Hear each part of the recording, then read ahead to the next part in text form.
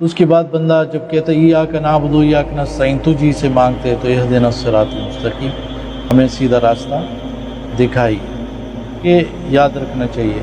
دوسری بات وہ یہ ہے کہ یہ دنیا ایک سفر ہے، اور سفر کے اندر ہمیں راستے کی ضرورت پڑتی ہے۔ راستے میں ہمیں کھانے پینے کی اشیاء توشے کی ضرورت پڑتی ہے۔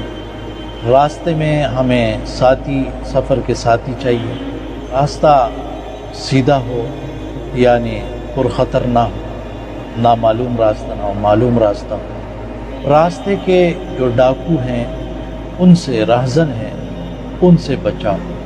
تو اسی طرح ہماری یہ زندگی ایک سفر ہے۔ ہمارے لیے اس سفر میں توشہ عبادات ہے، اور ہمارے سفر کے ساتھی وہ انبیاء، صدیقین، شہداء اور صالحین ہیں۔ راستے کے جو دشمن ہیں، ہے منافقین ہیں، مشرکین ہیں۔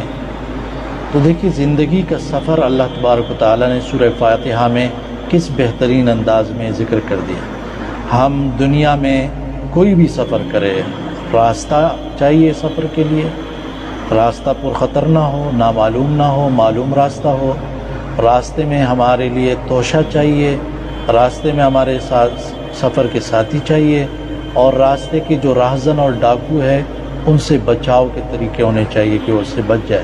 تو اسی طرح ہمارے لیے راستہ صراط مستقیم دین اسلام ہے، معلوم راستہ ہے، سیدھا راستہ ہے۔ ہمارے لیے سفر کا توشہ وہ عبادات ہیں، ہمارے لیے سفر کے ساتھی انبیاء، صدیقین، شہداء، صالحین ہیں، اور ہمارے اس راستے کے دشمن یہود، نصارہ، مشرکین، منافقین، کافر لوگ ہیں، جس سے ہمیں بچنا ہے، ان کی سازشوں سے بچنا ہے کہ ہمیں کہیں اس راستے سے گمراہ نہ کریں۔